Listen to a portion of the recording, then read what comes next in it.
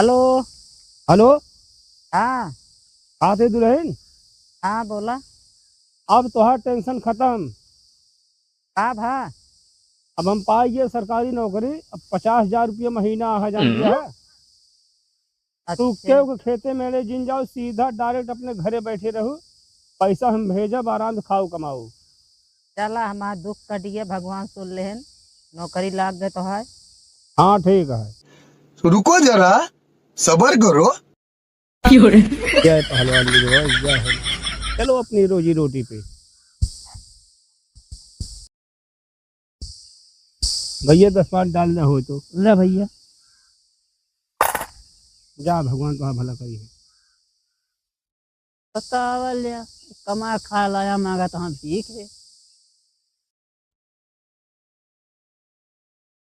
ए भैया क्यों वहाँ। अरे सूरज पापा तू कहे नौकरी पाए ही आए। ये रूप भेष बदल के आए हैं।